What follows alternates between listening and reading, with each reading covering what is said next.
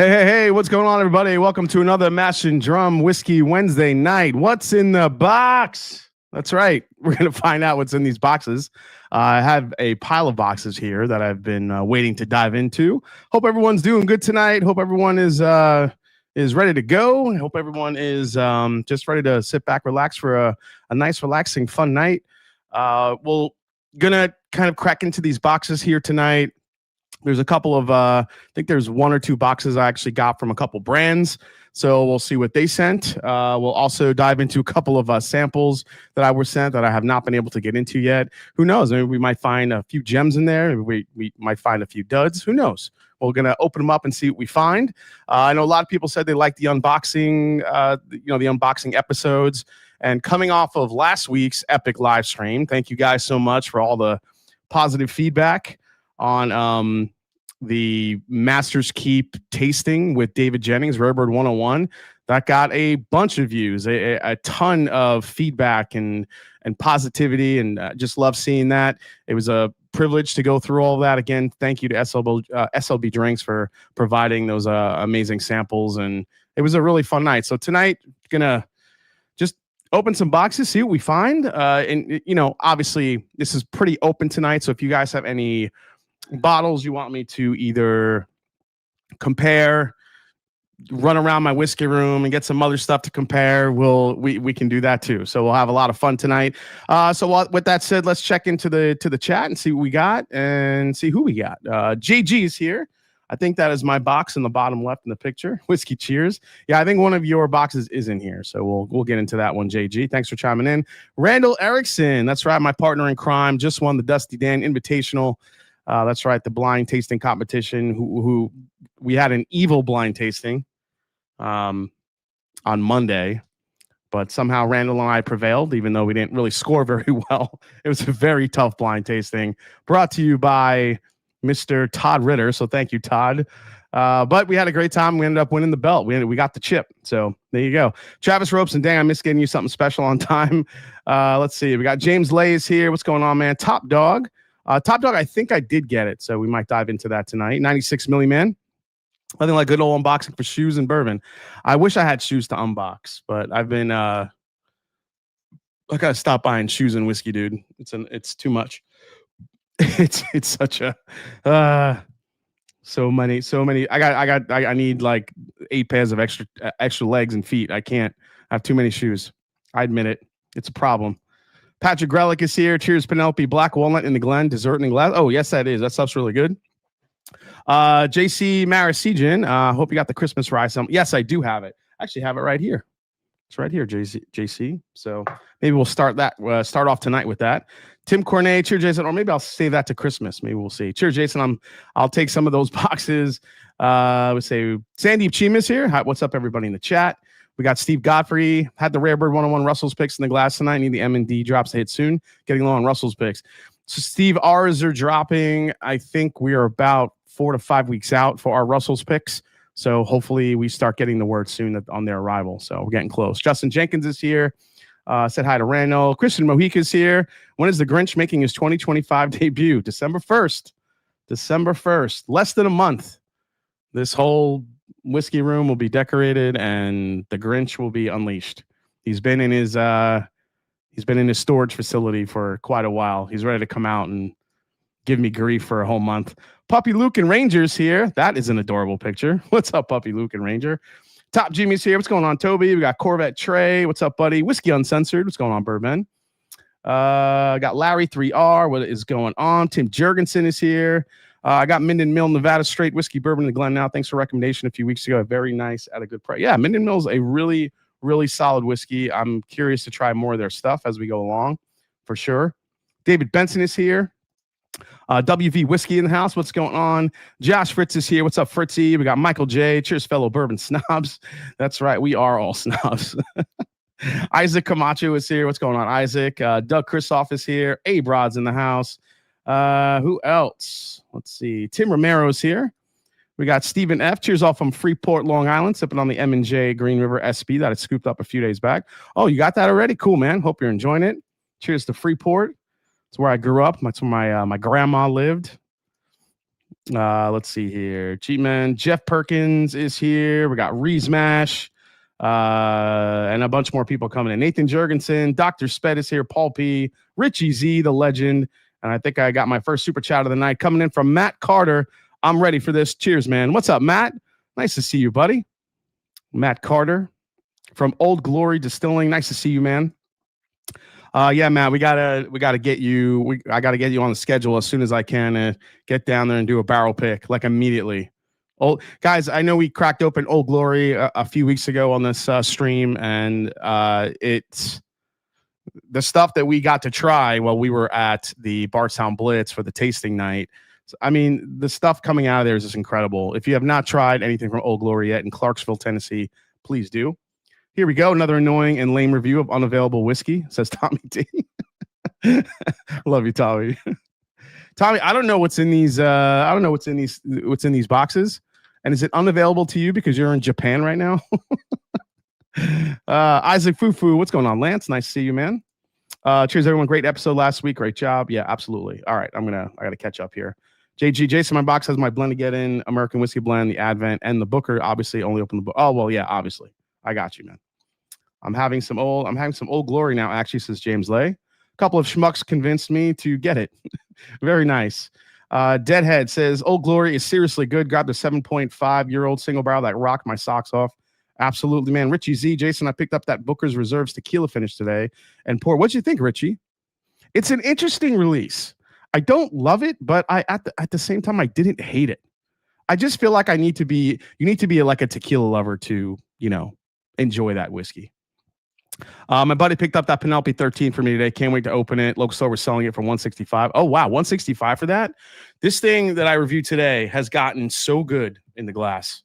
I know people don't like it. It's $200. I mean, I get it. But, I mean, it's good whiskey. It's good bourbon.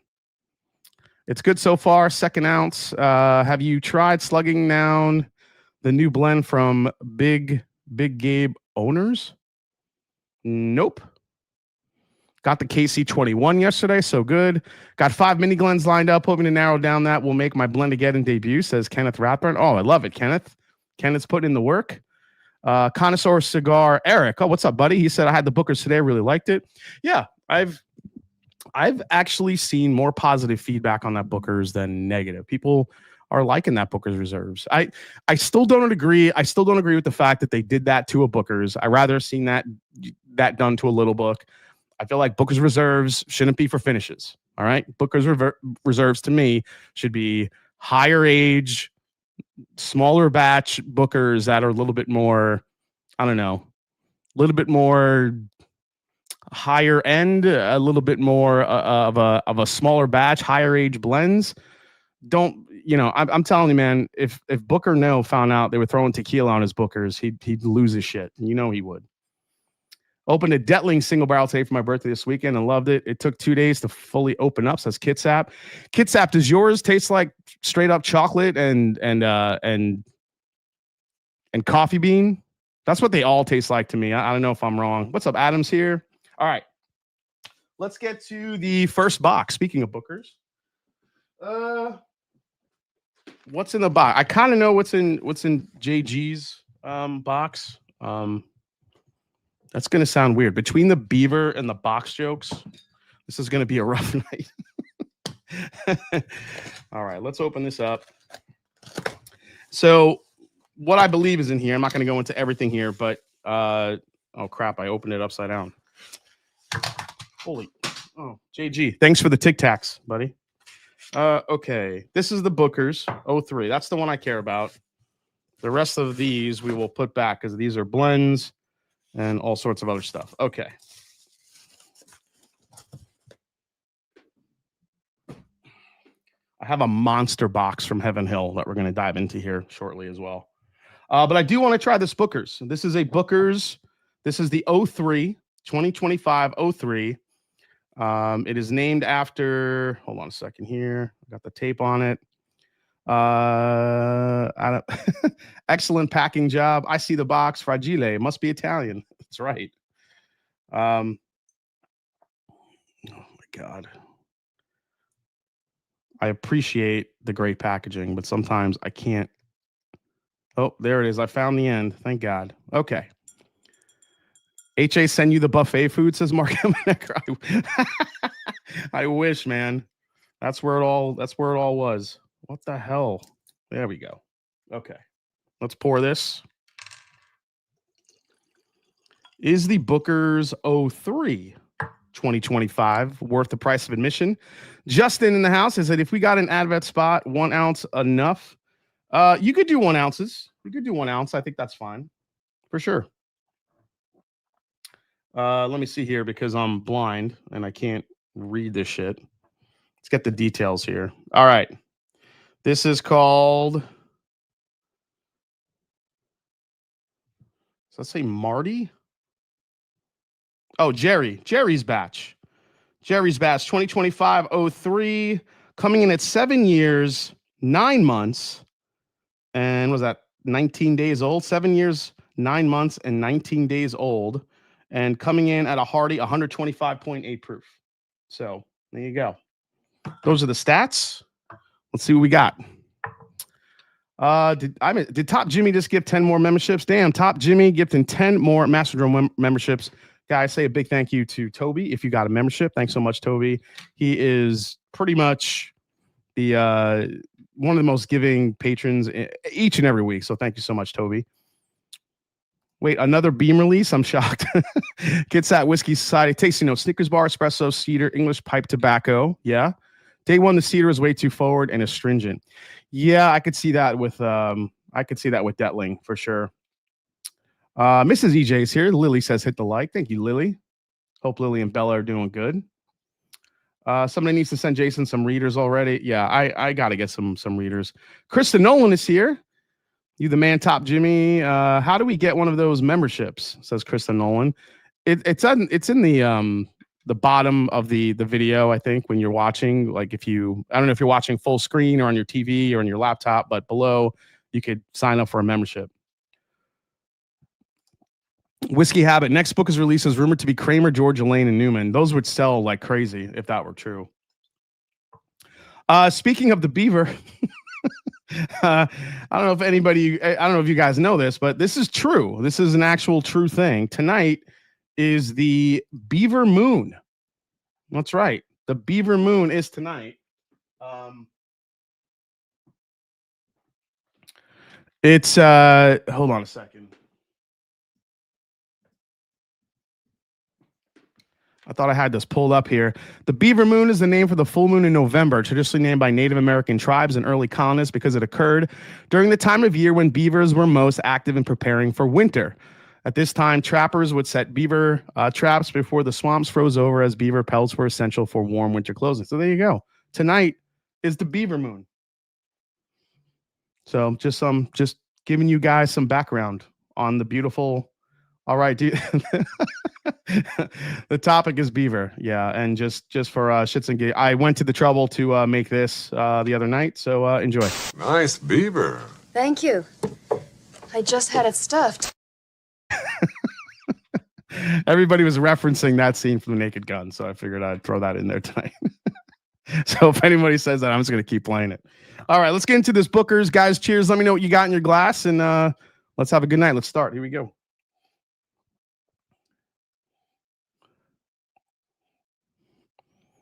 That's right. It's the largest and brightest. It's a supermoon. So everybody go check it out.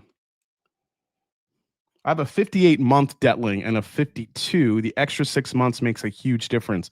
Yeah, with something like that coming out of that super hot climate, I could see just 6 months making a huge difference in any Detling single barrel.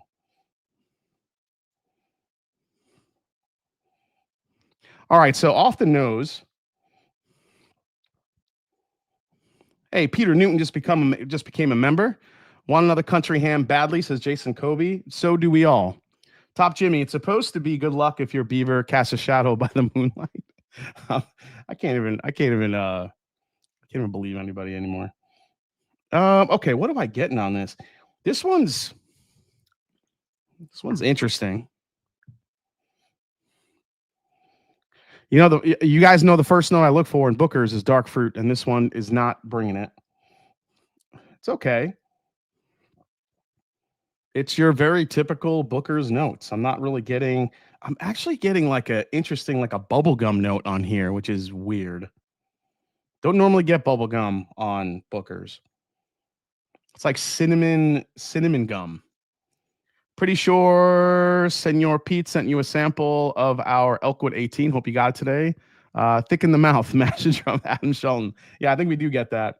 When's the last time we found dark fruit on a Booker's? Says Nathan. It's a good question. I think it was, I would say Country Ham. And then I think I got to remember the batch name. It was the first batch of a specific year. And I think it was, this is going to make me crazy. Was it Kathy's batch? Kelly's batch? I feel like it was a K. Somebody check me in the chat. I think it was a 2021. It was the first. It was one of those. It was the 01 batch that year. I think Bardstown batch had a little bit of it. It wasn't the Beaver batch, John. Wasn't Charlie. Charlie's batch was terrible. Did not like Charlie's batch. The Apprentice batch was awful. It tastes Kathleen's batch. That's what it is. Tim, Kathleen's batch. I remember having a great dark fruit note on it. That's the last one besides Country Ham, that's like the one that really sticks out to me. Sip a While, I think, had a dark fruit note, which is why I love that one. Charlie's batch was amazing. Maybe Charlie's batch was good. Maybe I'm thinking in the Apprentice batch, Kenneth. I don't know. They all run together for me because there's so many. All right, let's try this one, guys. Cheers. Here we go. Oh, wait. What am I picking up there? It's like a dusty corn note. I don't know. Let's try it.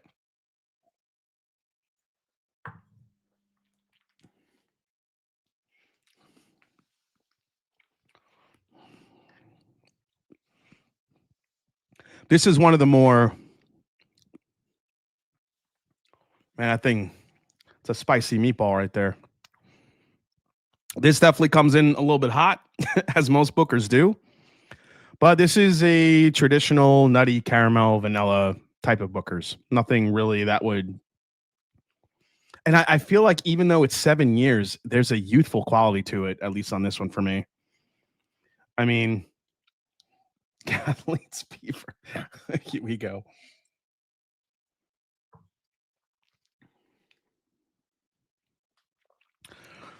Citrusy. This goes like borderline Old Grandad. It's somewhere between Old Grandad and Booker's. It's like kind of meets in the middle. That's interesting. I like the citrus in this one. I don't necessarily. I mean, it's a fruit. It's a nice little layer to it, other than just peanut and sweetness. It's got this sweet tea, honey, orange type of vibe to it, which I kind of dig. You should revisit the Hardins Creek Beaver in honor of the Beaver Moon tonight. Yeah, Kristen Nolan, I was thinking about that. It's a Scotch kind of night. Just poured some Oban Little Bay, says Diego G. Oh, cheers, man. Diego, thank you so much for the super chat. Appreciate you, buddy. Hope you're doing well. Nutty Caramel was my nickname in high school. I'm sure it was, Adam. Because you have such a dark complexion, Nutty Caramel. What did you like better, the Beaver or the Don Keating pick we sent over? Says Thickless. The Beaver or the Don Keating pick what we sent over? Probably the pick. Anyone remember just found a Booker's Annie's answer the other day, which is 2016. I couldn't believe it. Wow.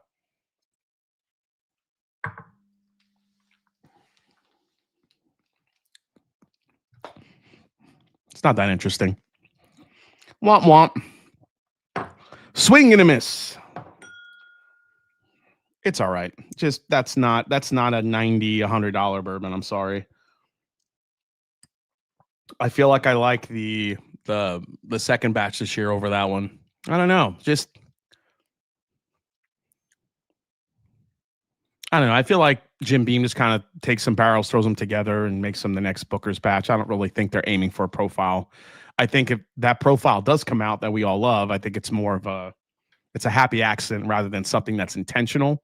I think that's where they're at with these Booker's releases, figuring it's, 4 a year, which is a lot when you think about it. Booker's is going to be a hard sell these days. Needs to drop to 60 at most. I mean, it's an interesting. Booker's is an interesting thing in whiskey because it was kind of ahead of its time when it upped the prices. Now at $90 to $100, it almost comes off for a barrel proof whiskey. It almost comes off as, I still say it's a little bit, above average in price, but I think in terms of a barrel proof offering, maybe not. Maybe that's, I don't know. I feel like in certain areas where you could find it cheaper than MSRP, like some people are lucky enough to get it at a Costco. They can walk in and get it for $60, $65, or 70, which I'd much rather buy it there. But instead of that, I'd just rather have rare breed. So, okay. All right. What are we cracking into here? Let's go to another box. What do we got here? All right. This one is from, actually, I have so many. I don't even know. Brian Lewis. Well, oh shit. I think it was already brought up. So this is from John Peets, Top Dog. He sent me this, and we'll have a little fun comparison right now because I think I know what this is. Let's unbox this. Let's see what we got in here. Oh, a can of Pringles. Bonus. What's in here? Look at this. Oh my goodness. Is there a glass in here? Just what I need, a glass. From Barrels and Brews. That's cool, man. Thank you so much. That's awesome. Always love getting a Glen. Considering I just broke one. That's my replacement now.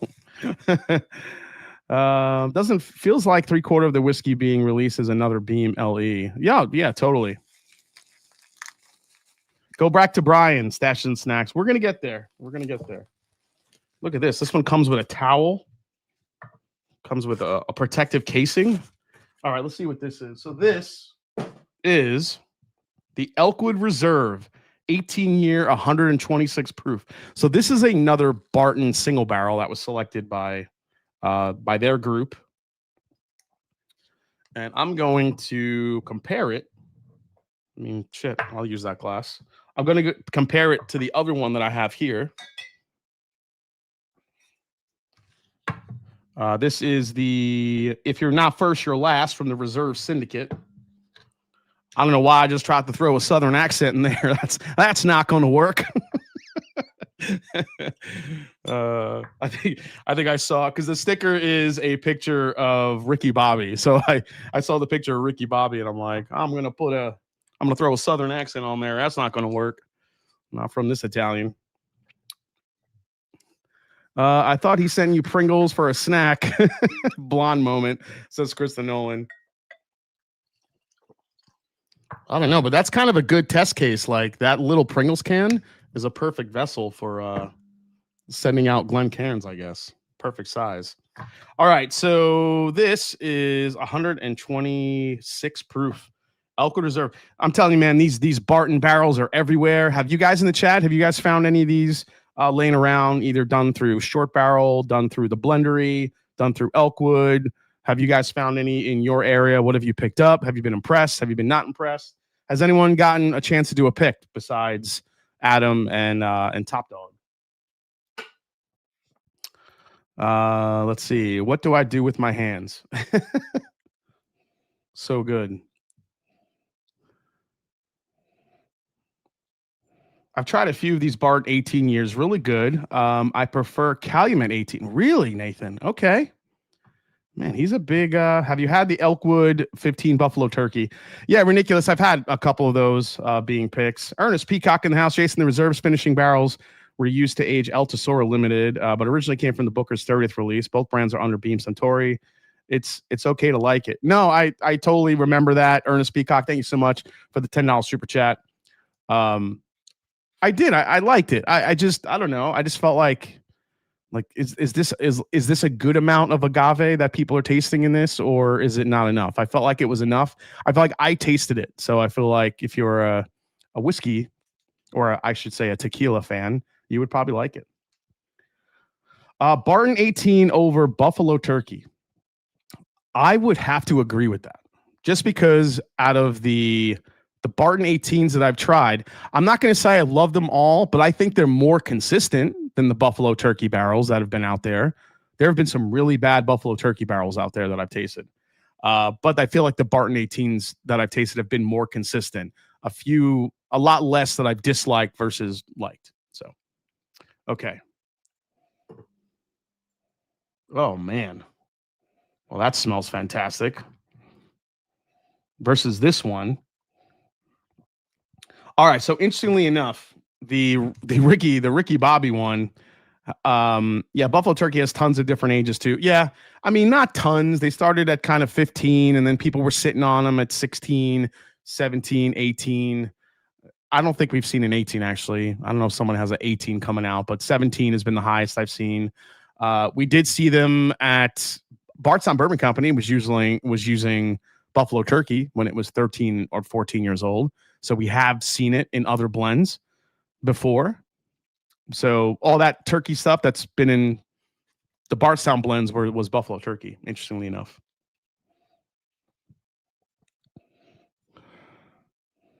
I recently got a Cream of Kentucky single barrel store pick, and I really enjoy a cask strength. I don't know if it's I'm going to try a different glass here. I'm getting like a musty note in here, and I don't know if the glass needs to be clean from all the travel. Let me go into this glass here.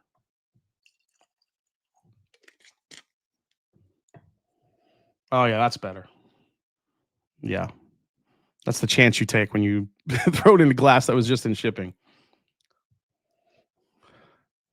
Oh, man, that smells so much better. Wow. Okay. So you have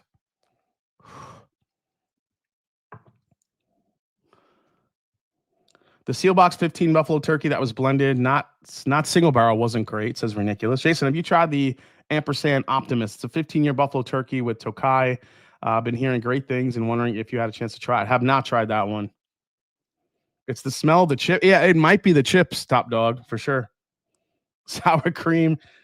It's the smell of the chips. Yeah, we just picked our last Buffalo Turkey barrel. So we'll see when that one comes in.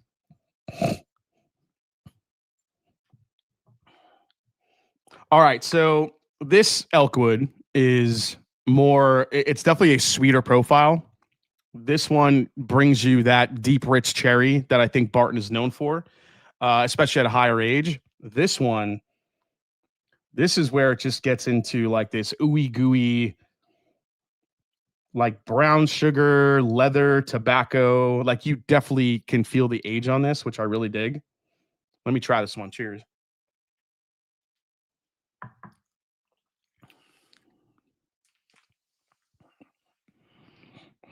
Oh, holy shit.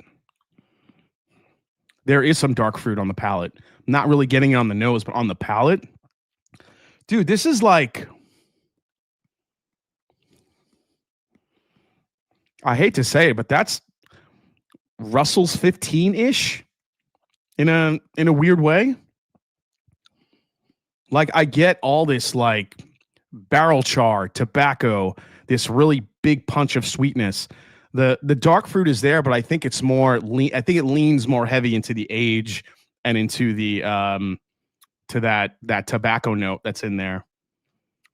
Yeah, dude, that's kind of crazy on that one. You guys had Krista, you had the Optimist. What did you think about it? Let me try this up against this Elkwood.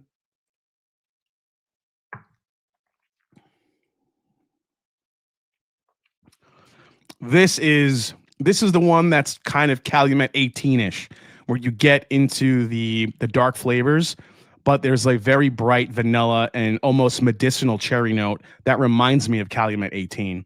This Elkwood is more like a turkey profile, which is really interesting. Man. Let's see. Just when I don't well, it's way darker in color. Is it? Yeah, might be a little darker.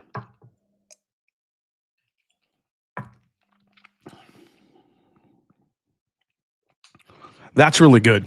That's really good. I just wish this had a little bit more of a dark fruit kick to it, but I think everything else that's in the front and the finish on that is crazy too. Dude, solid pick, guys.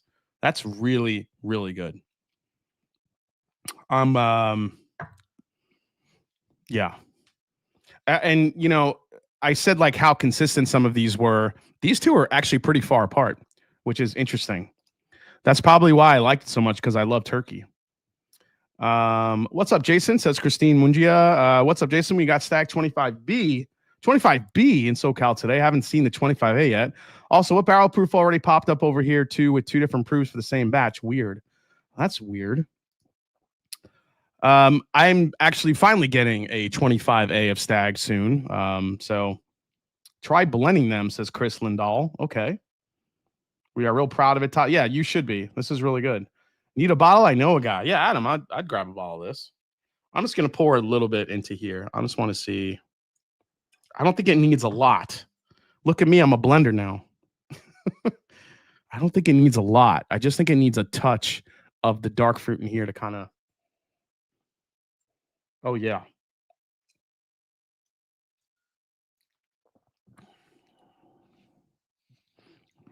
No, this took it over. It took it over. Even that little bit took it over. I like the cherry note in Barton. I just hate when it gets medicinal. And that's kind of the reason why I don't dig Calumet 18 as much as a lot of other people do. As it's opened up, it's gotten more and more like dentist office to me in a weird way. I mean, I like it, but it kind of reminds me of what I thought about Bottled and Bond, the Bottled and Bond 17 Master's Keep, which we drank last week, which also gets that note. Gets really heavy medicinal with the cherry note. Don't fall. This is a banger, guys. Top Dog, Adam, the entire team. This is delicious. This is. I mean, if I'm sitting here trying to think of what I've tasted that's next to that, it's not exactly a Russell's 15, but it's close. It's like on that. It's getting close to that on that level. It's a great pick, guys. Well done. Hey, Todd Ritter is here. It's very flavorful, strong, maybe finished too long. Very unique and different. Nice looking bottle, says Kristen Nolan. Okay. EHT barrel proof already popped up in SoCal too. Thank you again, says Top Dog. I heard someone mention it before. Is the Penelope Black Walnut worth a try? Says Stephen F. Yeah, it's good if you like cocktails in the glass. It's good. I like it way more than the peach one. BT is odd with the release windows, says Chris. Yeah, they are. Jason, just noticed you have that Penelope marshmallow toast. I just saw it at a store up here in Cleveland tonight. Almost bought, but grabbed OGD7 instead. Yeah, I grabbed that because I had a marshmallow toast, which I gave to my mother's, and so I didn't get a chance to try it. So I just grabbed one because they were still there. Hey, what's up? Giselle's is here. 360 people watching, guys. Please hit the like button while you're hanging out. I really appreciate it. All right, let's get into the next one.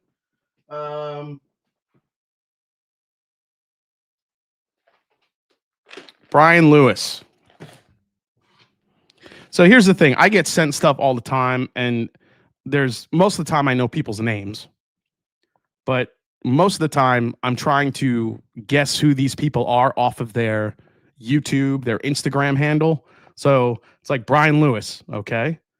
There he goes. Stashes, Snacks, and Sips sent me this.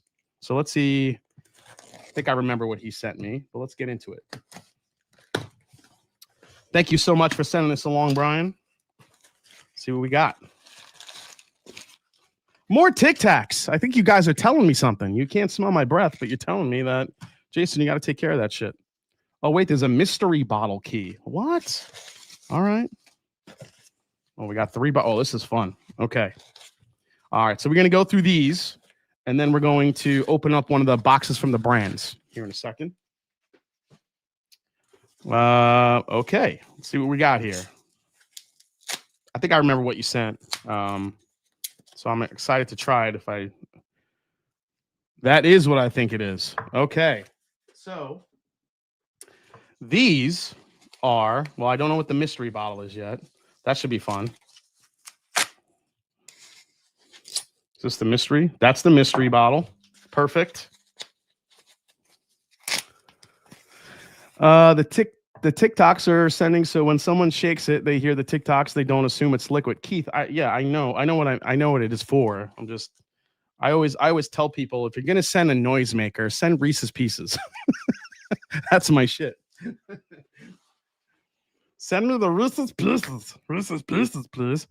So in my hands, I have the 14-year and the 7-year Providence from the Reveries brand from Jay from Take. I missed out on these. I think I was traveling when they released, so I was not able to pick these up. And Brian was kind enough to send these as sample. So let's get into these. So speaking of Take and Reveries, that Reveries Raven is going to probably be a top 5 whiskey for me this year. Every time I go back to it, I love it more and more. But I've heard some really good things about the 14-year Providence. So we're going to get into this. Here's the 7-year Providence. John Legalbo says, I ordered the 14, waiting on its arrival. Okay.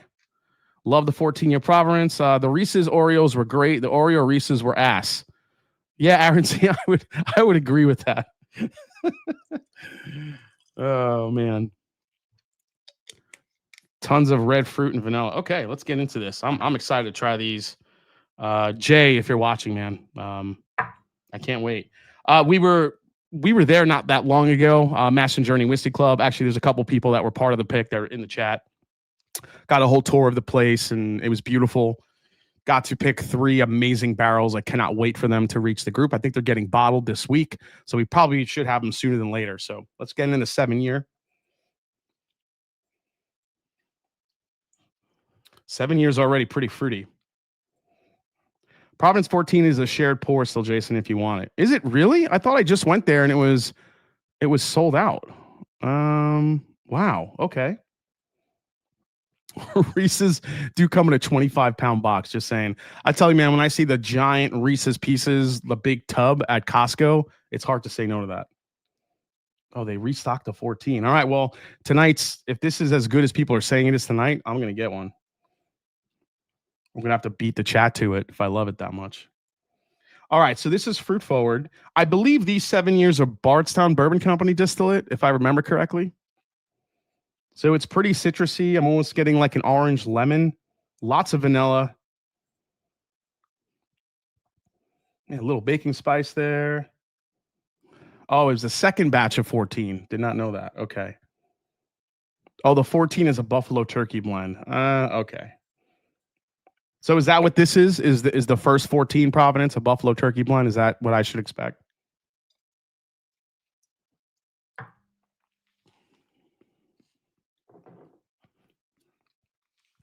Well, that Providence 7 year is a little funky in a cool way. It's different. It kind of brings a lot of oak tannin, some funk, a little spice, citrus.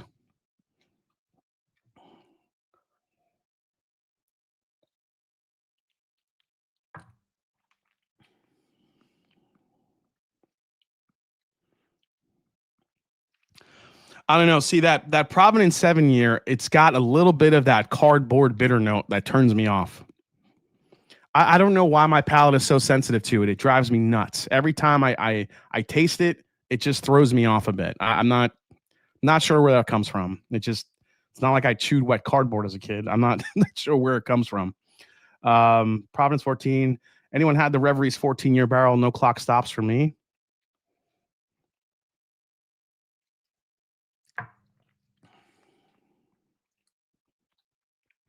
This starts off so good for me, but then the finish just kind of, it goes to a weird place for me, unfortunately. So like it, don't love it. I don't know if I'd grab that one, but let me try this 14-year, which everyone's saying is so good.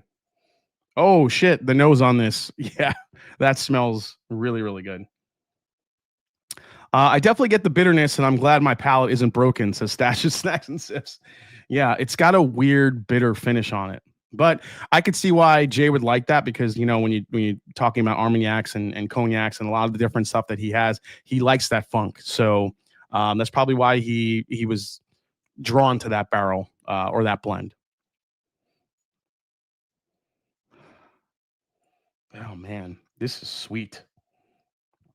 This is whoever said vanilla and fruit. Yeah, this is vanilla and fruit for days.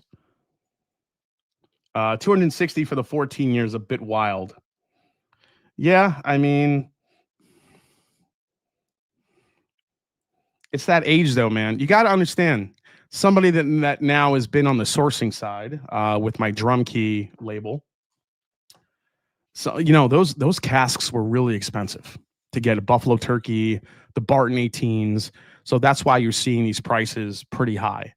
Because not only do you have to buy them, bring them in, then if you buy them, you have a couple short barrels and you have to blend those together, make a bigger blend. Now you're using X amount of barrels instead of this many amount of barrels. And now all of a sudden, all your money that you're spent, the only way you're going to make money is if you price these high. You have to think in terms of an NDP, which a lot of people don't like to do. I get it. But I think people do have to separate the pricing sometimes for an NDP versus a brand. The brand makes all their money in volume, and smaller brands, the 80 proofers, the 90 proofers, that NDP, a lot of NDPs don't have. So when you're talking about them bringing in these barrels to try to sell bottles, something more unique, it's normally going to cost more money. And like I said, when you're getting into this buffalo turkey stuff, this Barton stuff, these higher age barrels that are probably most of the time half full, you have to pretty much blend as many as you can. And that's a huge cost. So you have to make up for it on the back end with the pricing. And that's really how it plays out, unfortunately. And, it ends up working out on the back end from, to the consumer, unfortunately, but that's what happens. Top Jimmy with a $20 super chat. Thank you so much, man. Yeah, buffalo turkey isn't cheap. The barrels aren't cheap. I can't wait for friggin' drum key batch 1. Yeah, Adam, me too, man. We're hoping for a November release. We will see what happens. But the labels look incredible. I cannot wait for you guys to see them. Let's see here. I'm drinking these alongside you just to make sure I'm tracking what you're getting with them. Your feelings on the 7 are definitely spot on. It's a single barrel 2 versus 14 being a small batch. Raven 3, 100% open up after a week. Now one of my favorite sips. Says Stephen F. This thing to me on the nose is Jolly Rancher. It's almost borderline like watermelon Jolly Rancher, but I get a lot of the grape. I get a lot of the sugary sweetness. There's a little bit of oak here. And I'm almost getting like a rum type of vibe in here where I'm getting like a maple brown sugar note, which is, for a balanced buffalo turkey, that's kind of what you want. But that watermelon cantaloupe note on the nose, it's nothing that I haven't tried before in buffalo turkey. Let's give it a try.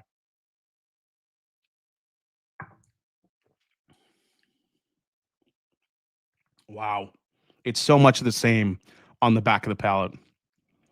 Just on the palate in general, not just the back end, but that thing is a fruit bomb. It is vanilla. It is melon. It is grapey. More melon than grape, I think, at least on that sip.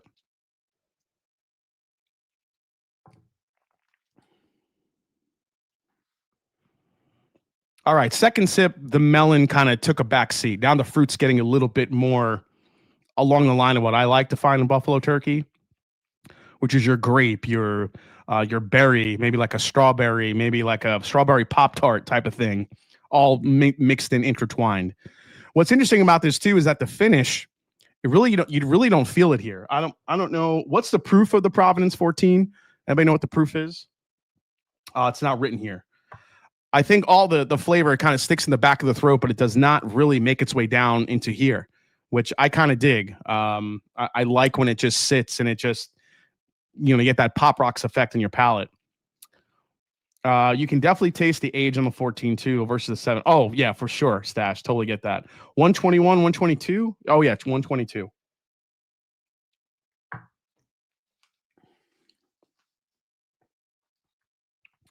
Yeah, you know what? The more I sip it, the darker it's getting, which is what I like in buffalo turkey. This is delicious. That's really good. Thank you so much for sharing that, Brian. That is definitely one of the better buffalo turkeys blends I think you would try because it's got a lot of layers to it. The strawberry and to Kenneth's point, I think as you sip this, it gets a little darker. It started off as melon for me, and then now it's going into strawberry, grape, and it might be getting even darker the more I sip it. But I feel like those fruit flavors are very prominent. The oak is there. The spice is there. There's some nice. The only thing I would knock this, I don't think it's very viscous, but I don't think I've had a lot of buffalo turkeys that were super viscous either. So I'm not sure viscosity is a big trait in buffalo turkey. I think the one pick that we did actually did have some viscosity. The Sweet 16 pick that we did, which was this one.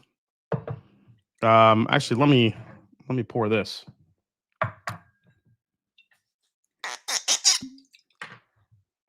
This thing was a monster single barrel that we picked.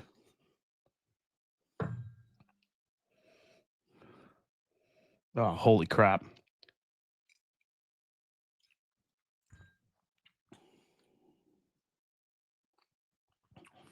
Yeah, this one's better than all of them. Oh my gosh, that thing's so good. That thing just runs. But I think this is a little bit brighter, a little sweeter. This is probably the darkest of all the three, but really good. Thanks for sending those along, man. All right, let's go to the mystery bottle. Pour that out real quick. All right, mystery bottle. Is Augusta distilling anything, Aaron C? I think they are. I'm not really sure what they're distilling, but I think they do have a distillery. I get they aren't cheap and vary. Oh, sorry, that jumped up quick. I get they aren't cheap and vary from batch to batch, but I love the Magnus Cigar Blend. Anyone out there have a legit alternative to Magnus Cigar Blend? Not really. With such a high price, how do you know which Buckners to buy? 16 or 17? Do you need to check bottle numbers? Says Carter. I mean, 16 or 17 year right now for Buckners, you're generally looking at a buffalo turkey. Now, I can't confirm this, but I do think they did get some of the Bartons in as well. They have a lot of beam that they utilize. They utilize Barton a lot already. A lot of their big single barrels that they're coming out with, the 13s and the 14s, I think have been Barton as well. So those are generally the three that I've seen. Whether or not they're using anything else, I'm not sure. But Barton was the main source for a while. And then they did their 10-year single barrels that were coming out all last year. Those were all beam single barrels. We tried a bunch of those, did not find anything worth grabbing, especially for the price. Nothing that was better than just grabbing a Knob Creek single barrel. So you just kind of have to know where you're getting stuff from. And unfortunately, sometimes they don't tell you. And I get it. That's kind of the nature of, non-disclosure agreements, and you kind of have to deal with that. Mystery bottle looks too dark to be mellow corn. Magnus Cigar Blend seems to be dropping in price. I've seen it around 170. Yeah, I don't think people are buying up these cigar blends like they are anymore. That's probably the one thing I wish. I know Nancy Fraley has a ton of stocks and she has to, you have to make releases, but I don't know. Like, to me, I feel like you release too many at one time, and it's a lot of different cigar blends at one time coming in. Is Old Zach also Barton? I know Old Zach, the original ones, Little Barry, were Buffalo Turkey. I'm not sure what they're releasing now. So if Old Zach ran out of Buffalo Turkey and they're still putting out barrels of high age whiskey, there's a chance it could be Barton. It depends. Since it's the Beaver Moon, you should be drinking that Dew Musk whiskey made with Beaver Castor. Jeff Hawkins, I don't even know what that is, but I'm scared to death. No beaver either. Okay. All right, let's go into this mystery one. Oh. Okay, well, the nose is better than the other two already. Oh, man, that smells incredible.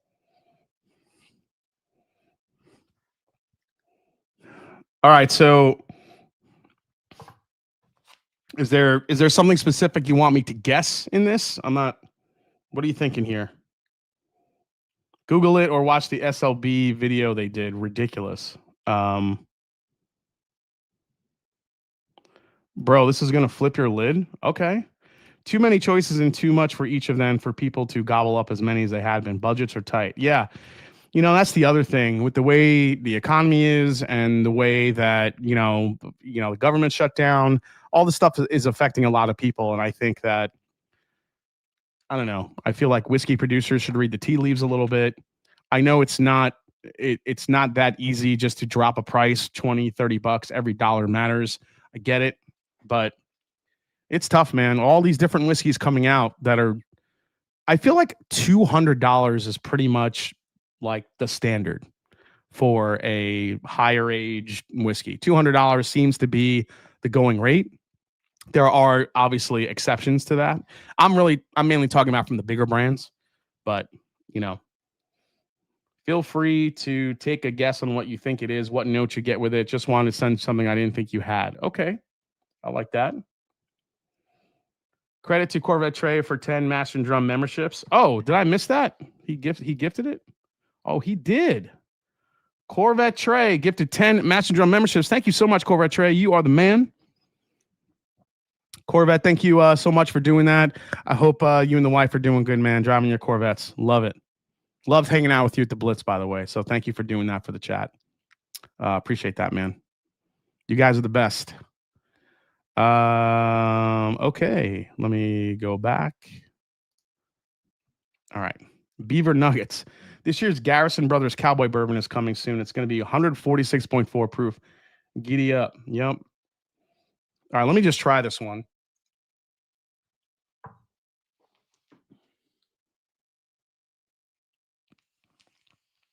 That thing is funky. That thing is funky, dude. Coming off the Buffalo Turkeys, that thing is funky. All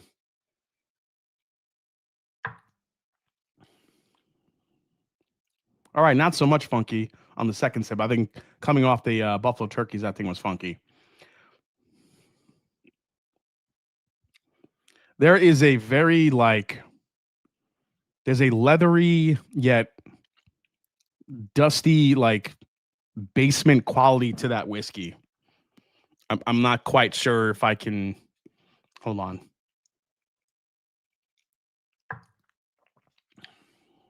Oh, there we go. Okay. Is this a dusty bottle? I feel like this is an older whiskey.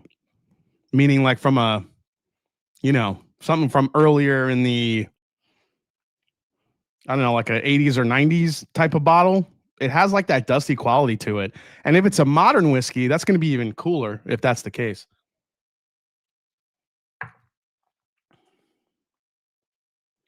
I wouldn't say the proof on this is very high. I'd probably guess around, I don't know, I've had some pretty high proof stuff.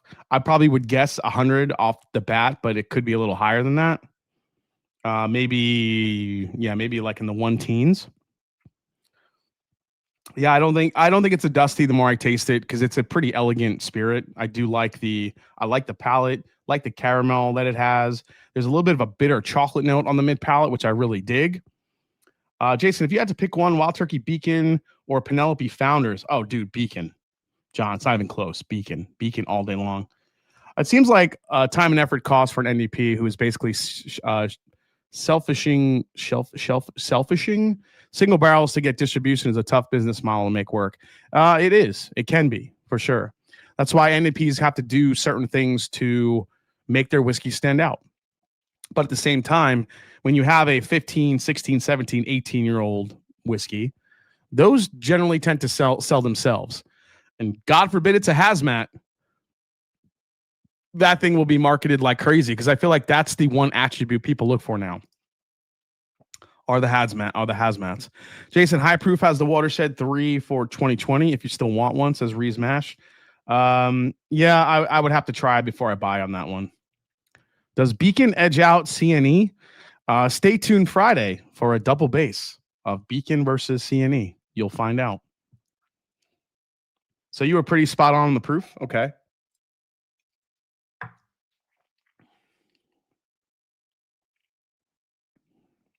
Oh, no, that's good. If I had to guess, I think the funky flavors I was getting in the beginning was... All right, so Stash, you tell me. I'm going to guess. I don't think it's from Kentucky. Is that accurate or am I wrong? Because if it is Kentucky, then I'd be pretty shocked. So what do you got? Accurate. Okay, it's not from Kentucky. All right. So not from Kentucky. 115-ish in that ballpark. The key is right here.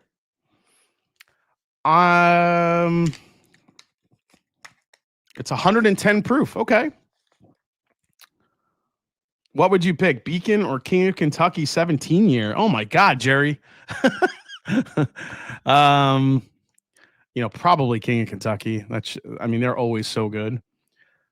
The best whiskey you will ever taste, says Sebastian Cove. I don't King Kentucky is delicious. Yeah. Okay. Let's open this up. All right, 110 proof, not from Kentucky, something different. I'm going to guess I got some funkiness, so I'm going to guess this is either from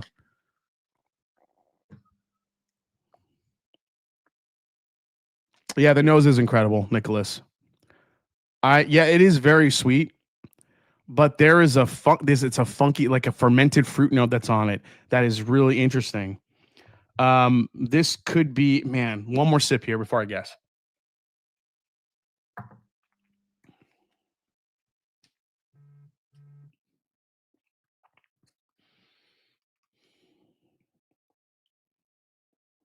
Don't tell me in the chat, Stash, but I'm going to guess either Indiana or Texas. That's where I'm going. Maybe Florida. Florida has some weird funky shit too. Those are the 3 states I'm going with. Here we go. See what we got here.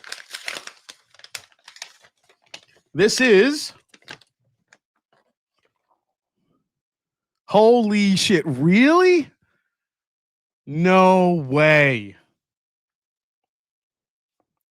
So I was kind of right when I said Florida, down south. This is a JT Meleck 6-year rice whiskey at 110 proof.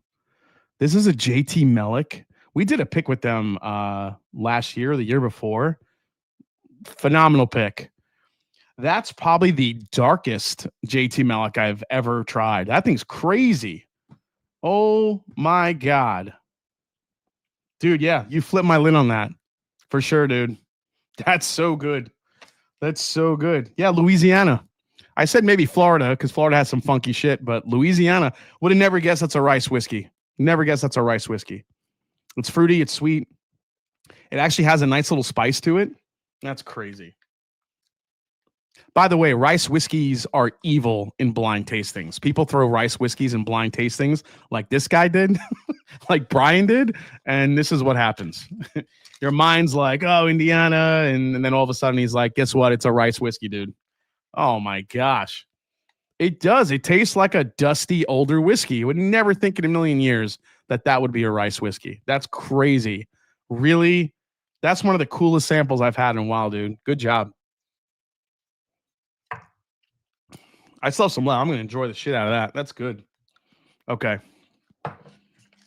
Mind blown. It trips so many people. Yeah, I could see that. I thought it was going to be the beaver anus whiskey. Oh, man. All right, I need some water. Beam came out swinging with one. And it was amazing. Matt, Matt, are you talking about like that first rice whiskey they came out with in the small bottles? Because that one was pretty good. Oh, Stash, man, thanks for sending it, dude. I love when people reach out and they have interesting whiskeys to share. Oh, do Musk, says Adam Shelton. The best whiskey you will never taste is an old A.H. Hearst bottle left for dead in the original Michael's warehouse in Pennsylvania. I mean, you're probably not wrong. There's probably a lot of whiskeys. I would love to try a Red Hook Rye. I want to try Red Hook Rye so bad, but don't think I'll ever get to taste that whiskey. It's, if you actually find a bar that has it, it's like $800 a pour. It's something stupid. Oh, Michter's. That's what I thought you meant, Sebastian. All right. Let's go to a box I got from a brand. This is not a mystery box. I know exactly who this came from. You can't miss it. When this came, I was like, what the hell is this? I thought it was something different than what I got, but this is what it ended up being. So here we go. I might have to move this.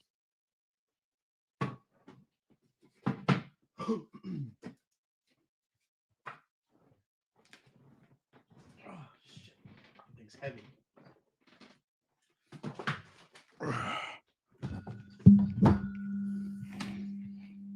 Hi, can you see me? The Heaven Hill grain to glass is this is I got sent this by Heaven Hill. Holy shit.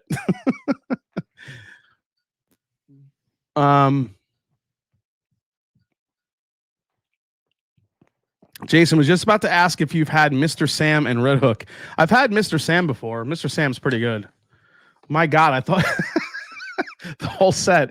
It's a Heaven Hill Xbox. All right, well let's open this together here. So this is what came. So this is the box. I have not gotten into these yet. So these are the new Chinquapin Oak Heaven Hill bottles, grain to glass. When we were at the Blitz, I believe these were in the gift shop. Jesus Lord, this thing is insane.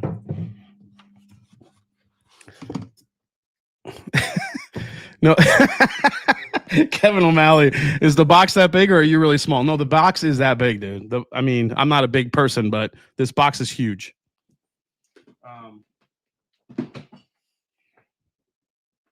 Okay, let's get this back up here. What did I just say? This box is huge. Okay. Well, I mean, for that, I'll play it. This box is huge. Nice beaver. Thank you. I just had it stuffed. Okay. All right, let's get into a little context on this. So this was the first release of the Grain to Glass Specialty Barrel Series, a new extension of the Producer's Award-winning line of Kentucky whiskeys. Here is the close-up. I think I have a photo of it. Give me 1 second here. There it is. Those are the 3 bottles that I have in front of me. The series features a bourbon, a wheated bourbon, and a rye whiskey. Each is aged 6 years and bottled at barrel proof after being matured in hand-selected Chinquapin oak barrels crafted by Independent Stave Company. The Chinquapin oak barrels differ from the standard number 3 char white oak used in previous grain and glass releases. Known for its higher vanillin content, Chinquapin oak imparts butterscotch, creme brulee, toasted nut, chocolate, and coffee notes, according to Heaven Hill. Let's see here. So the bourbon is 105 proof. The wheated bourbon is also 105 proof, and the rye whiskey is 107 proof. They're non-chill filtered. Each was barreled at 107, reflecting the historic entry proof used by Heaven Hill's founders. This is, let's see, do they say the price of these? $129.99 per 700 milliliter bottle. Packaging includes jewel tone labels for each mash bill, a gold coin cork, insert, an embossed bottle that reads family owned since 1935. Okay. Let's get into these. I have not tried these yet. Let me throw on the old bottle cam here because I feel like I want to show these up close and personal to you guys here. Let's go here. Cheers, people. Late to the gathering tonight. What's up, Shemmy? Insane price. Them little sausage fingers look cute next to that blue moon. 4-year juice. What is up with pricing in 2025? 2026 going to be crazy. Corvette Trey says, I love the weeder. I just spotted these intriguing with the Chinquapin oak, but the budget wouldn't allow it. I do think that the price on these are a little bit extreme, a little high for what you're getting. I mean, this is a 6-year whiskey for $130. This Penelope Omega French oak is 11 years and 130. So more than, well, a little less than double the age. I'm trying to do the mathing. And a lot less.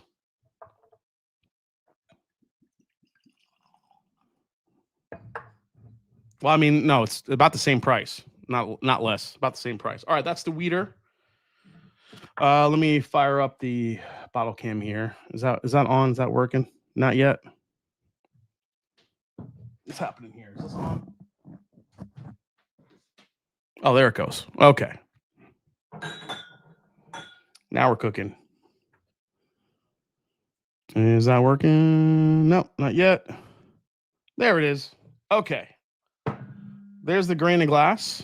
There is the Chinqua pin, as you see, 105 proof, as it's stated. And let me show you the cork with the gold coin there on that. There you go. That's the gold coin Chinqua pin. All right, there you go. So Chinqua pin is pretty much, it's interesting because Chinqua pin is utilized. We've seen Buffalo Trace use it. Michter's has been using Chinqua pin oak for a while in their Bomburgers and Shank series. We've seen Bowman use Chinqua pin. We've seen Barrel Craft use Chinqua pin. We've seen a lot of brands use Chinqua pin oak. It's one of those oak profiles that I feel like don't necessarily move the needle for people. And you guys tell me in the chat, when you see Chinqua pin oak finish, are you like, whoa, I got to pick that up? Like, tell me, like, does Chinqua pin move the needle for you? Yeah, Old Charter used it. Yep. Like, I don't know. What do you guys think? Does it do anything for you? JE, I think that's the yawn emoji. Okay. Did they send you those to make up for the buffet at the Blitz? I got these before the Blitz. Absolutely not. Bomburgers, yes. No, not saying it's justified, but people go crazy for Kentucky. Anyone try the new bomber? No effing thank you, says Space Ghost. Okay. All right. So, like I said, I got these sent before I went to the Blitz. And then when we went to the Blitz and went to the gift shop, these were still on the shelf. So I'm guessing that the collective wasn't as impressed with it either. All right, I'm going to go to the bourbon first. Now, you say butterscotch in your tasting notes. There better be butterscotch. I'm saying you can't give me popcorn with no butter. You better can't give me a sandwich with no mustard. Can't give me spaghetti without the sauce. If you say butterscotch, there better be some effing butterscotch on here. Now Mizunara oak moves the needle for me. When it's done right, Tom, I agree. They're trying to market different barrels because white oak is getting harder to find. Very good point. You can't give me no scotch with no butter. Yeah, peanut butter without the jelly. That works.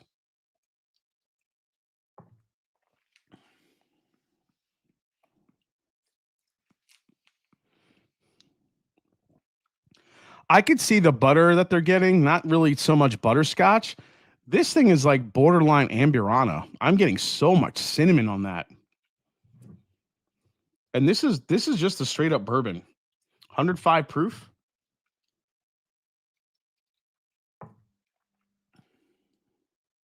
Yeah. Butterscotch my ass. Nope.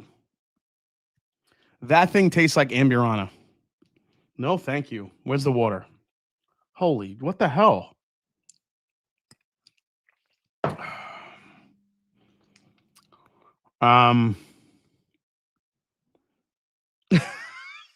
Yeah, no. All right, let's go to the rye.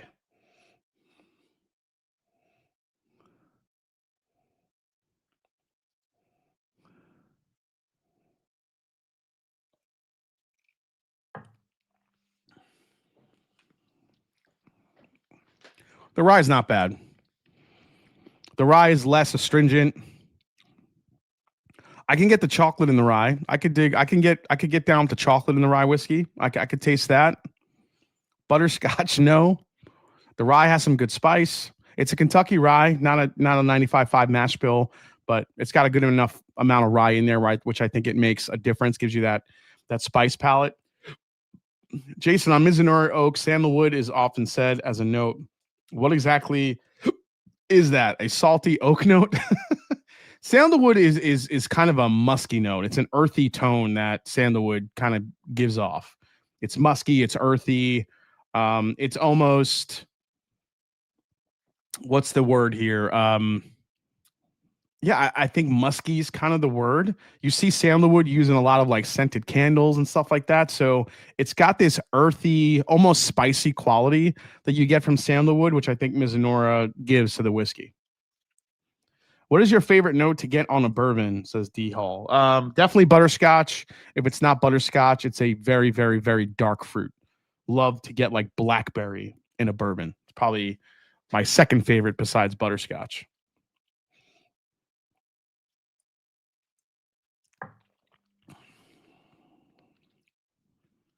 You know, I like the rye over the bourbon, but it just dies off too quick. The finish just goes. All right, let me try the wheater. Now the wheater tends to be the favorite for the grain to glass anyway, but let's see what we got here.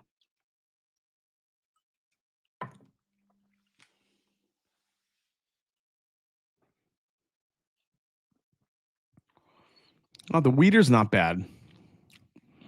So the wheater, I get a little bit more of a not a butterscotch, but I get a more buttery palate on the wheater. The cinnamon is there, the spice is there. At least you can use that box for your shoes. Jacob, you're not wrong.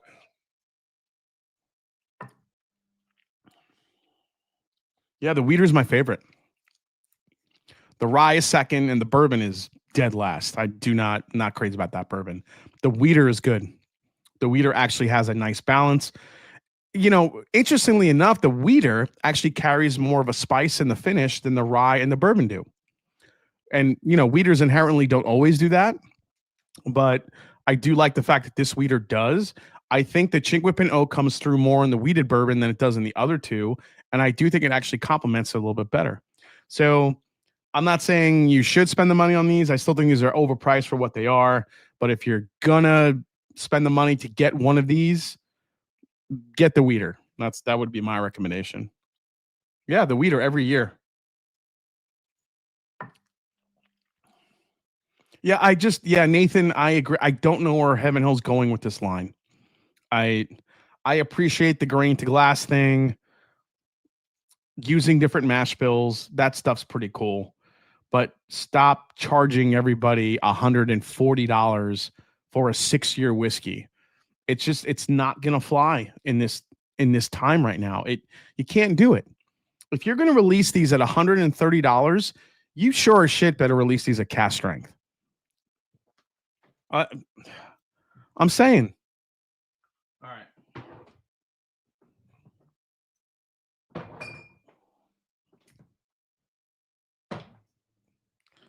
All right. I'm running out of glasses, so I'm gonna blend these.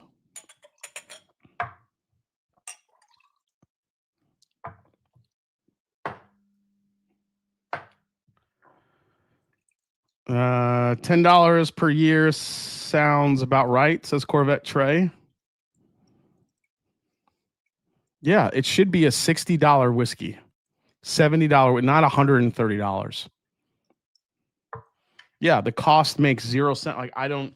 Are they charging you for the new bottle and the packaging? Like where's that price point coming from? That's what I want to know.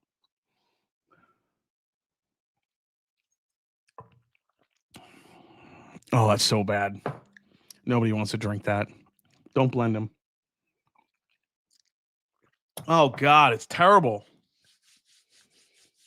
Oh, Heaven Hill, man. Heaven Hill is killing me this year. Elijah Craig Barrel Proof has been kind of a meh. Larceny Barrel Proof. The C925 for Larceny Barrel Proof is actually very good. I don't know if everyone's had that one. Has anyone gotten the C925 Larceny Barrel Proof? That one was pretty good this year. The B525 for Elijah Craig Barrel Proof was my favorite of the three. Still not mind blowing, but okay. What else? What else did they release this year? I'm trying to think of like another release that stood out. The William Heaven Hill 19 is the best thing they released all year, easily. Yeah, the best ECBP was that rye. This was the best thing that Elijah Craig released this year, aside from that William Heaven Hill 19. It was this batched rye whiskey that they released. this beautiful Y725 batch rye is the best thing that they released this year, besides the William Heaven Hill 19. This is what we want, Heaven Hill. Give it to us. More of this. The problem is you release this and then you bring out the batched release at only 109 proof, 108, whatever that was. And this completely blows it away. Like, I don't know, man. It's crazy. Old Fit 7. Yeah, Old Fit 7 was a good release. I'll give them Old Fit 7 for sure. Old Fit 7 was a really nice release. Great price, great bottle. For sure. Penelope 13, technically Heaven Hill. Oh, Whiskey Habit's getting in the weeds. I like that. For sure. High prices are losing me on LEs. I'm going with regular releases and store picks, says G-Lan. Yeah, you know what? There's a thing where every year, I'll kind of get into this a little bit. Every year I have kind of a moral conundrum where I want to focus more on available bourbons and talk about more available bourbons and new brands and stuff like that. But interestingly, here's the weird thing of it. And you guys give me feedback. This is why I love talking with you guys on these Whiskey Wednesday live streams. So here's the thing from a YouTuber perspective, from a whiskey tuber perspective, when you review the Eagle Rare 12s, the birthday bourbons, the Jack Daniel's Tenured Hill, the Jack Daniel's 14 year, the George T. Staggs, and all those really highly allocated releases of the world, those are the releases that drive numbers. Okay. So you get the numbers, you get the views and all that stuff. Now, here's the flip side of it. Generally in the comments, you will get, this is bullshit. I'll never find it. Screw you. Not screw you. I don't really normally get that, but it's like, another bottle I'll never find, or this, or, I'm not paying these crazy prices. So then if you shift the mindset and you start doing bottles that are more available, generally those bottles don't get the views. So in my mind, it's really hard for me to figure out exactly what I want to, review for everybody. Because if I just stick to the shelf and some interesting single barrels, generally those don't get a lot of views.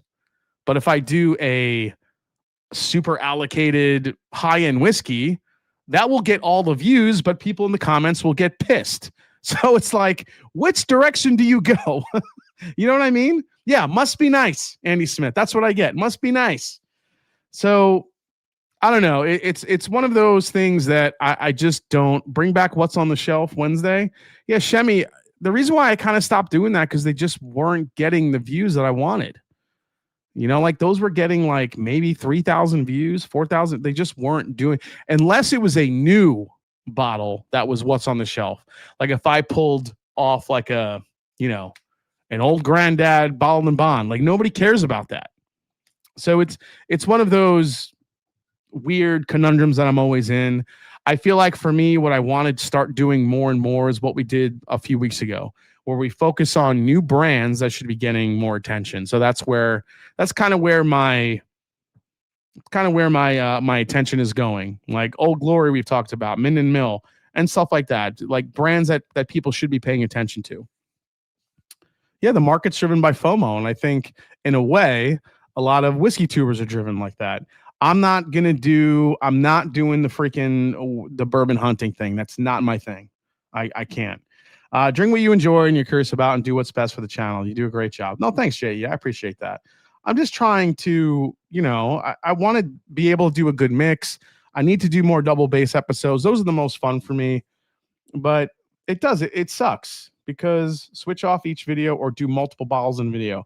I think what I need to do also more shorts. It's one of those things where I haven't done a lot of those. I could do quick reviews of available bottles that I think people would enjoy. But at the same time, Crittenden's for sure. Being back more double and triple bass. Yeah, WD here. I think I have to focus more on that. I think people love those. Time for unheard of Wednesdays. People get mad at Magnus for cigar blend being hard to find. Wait, hold on a second. What did that say? Now complain that it's too abundant. Haha. Yeah, I mean, that is kind of a thing. Personally, I enjoy bourbon content that isn't reviews, distillery tours, education bottles. Yeah, Trev, I think I do need to get into more of that, going to distilleries. I would like to do kind of a series just on different experiences in Kentucky at different distillers. I think that's kind of on my to-do list for next year. I like when you try new brands or bring new bottles to the table that we might not have tried or seen, for sure. Yeah. I think SL model works, but I prefer your palette. I mean, I do like what they do, SLB, but a lot of that clickbait stuff I just can't get into. I don't know, just like it hurts my brain. More double bass, I think, is what I need to do. Yeah, Scott, Smokey Joe, man, I appreciate that. I love to do Scotch. I love Scotch, but for me, it doesn't drive the views that other Scotch channels do. It would depend. People like me are often looking to research more of what something high costs because there's some more risk. If I drop 30 on a bottle and it's only $30. I get that. The new brands and smaller distillers. Yeah, I think people value your opinions. I always like seeing your review of a bottle I have, and I like seeing bottles I haven't had. The content is good. The content style I feel like I'm putting out is great. It's just the bottles that I'm trying to find and bring to the people is what I'm contemplating, because it's just one of those things where I think people are just sick and tired of the high prices of all LEs. And as the more I get into it and the more I try to find different things, like this month in November, there's so many, October, November, there's so many allocated bottles that come out. And I feel like people are just sick and tired of it because most of those bottles you're never going to see. So it's like, what can I bring to the table that would be different? And I feel like that for me is new brands. That for me is interviews. But lo and behold, interviews. And when I bring people on, I think Bruce Russell was the exception. But anytime I've had like somebody on to do a review or an interview with, has been, I don't know, it doesn't get as many views, but it's still, I still feel like people really appreciate that. So I feel like I want to get on the road a little bit more next year, not to do bourbon hunting. Like I still don't understand the whole bourbon hunting thing. For any channel doing it, that's fine. You do you. It's not my thing. Like, I don't care what some podunk store in Mississippi has. Like, I'm sorry. I'm not going to go there because somebody did a video on it and, oh, look what I found. Are they really finding it, or is it being placed, or like what's really happening there? I don't know. Yeah, Nathan, I'm trying to get Freddie No on. It's been a it's been a lot of work with Beam, for sure. I revisited the Fernando 2 a few days ago, and holy smokes, that thing is like, yeah, the Fernando 2 I think is really, really yeah, Bruzel totally has the market on that, and he could run with that. That's not something I want to do. I'm against the grain, but allocated LE reviews interest me less and less the longer I'm into spirits, because I know how much of a chore it is to get them. I don't want to fuel my jealousy. Yeah, I think that's probably a microcosm of what everybody feels. I've been around the bourbon world for a while now. The pricing makes 0 cents across the board nowadays. I totally get that.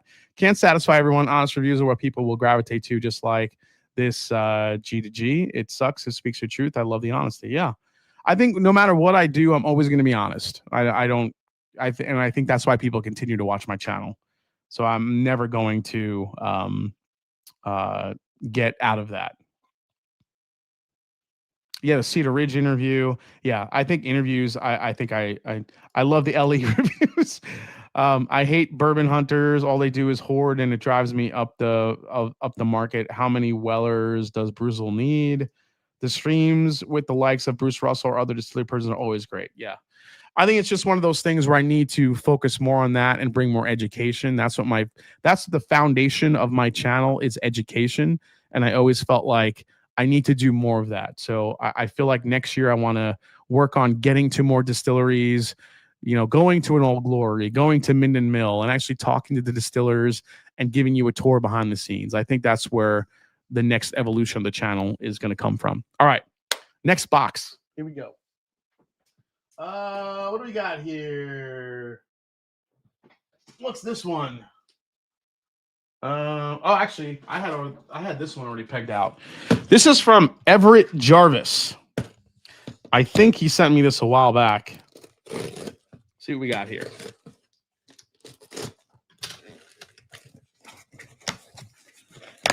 You know what? I'm gonna mute this for now. Sorry if this is loud.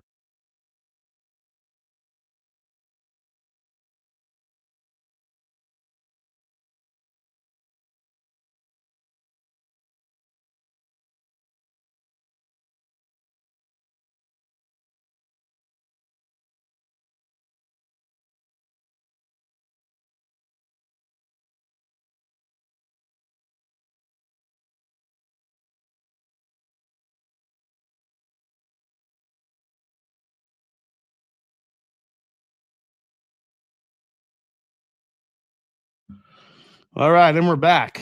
So Everett Jarvis sent me a Stranahan. Does that say Stranahan's? What does that say? It is a Stranahan's. Oh no, I've tried this one. This is the Stranahan's LE Founders 12 year. I've already had that. What's this one? Oh, this is a River Roots 7 year, 10 month, 114.5 American malt. Interesting. Okay. I want more bourbon hunting videos, but instead of you visiting bumblefuck stores in Mississippi, you go to Buffalo Trace and tell them how much they suck.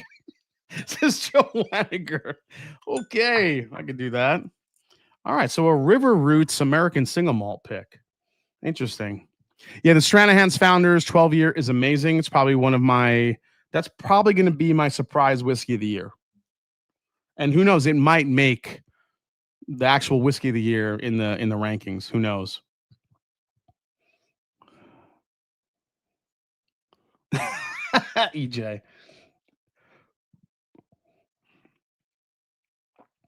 Man, so where did this single malt come from? This is going to sound weird. It smells like soap. It smells soapy. Hooper says it's my number one. I could see that, dude. Be careful. A lot of those malts are hazmat. This one is... it is hazmat. Shit. Thank you for the warning.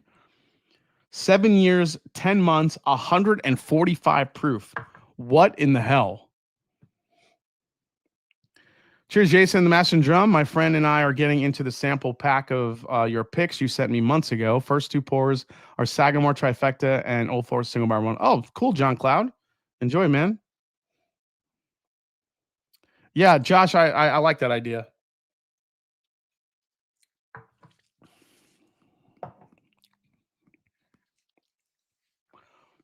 That's awful. It tastes like I'm drinking potpourri. It tastes like potpourri smells. What in the hell?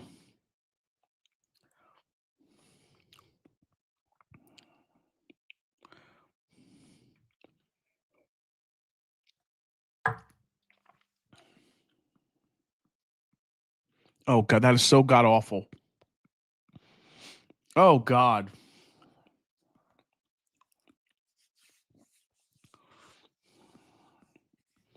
It's like a cross between medicine, potpourri, and piss.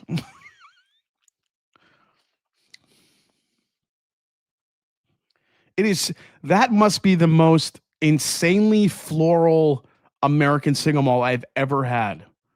That is so ridiculously floral. I feel like I just chewed on someone's garden. Oh my God.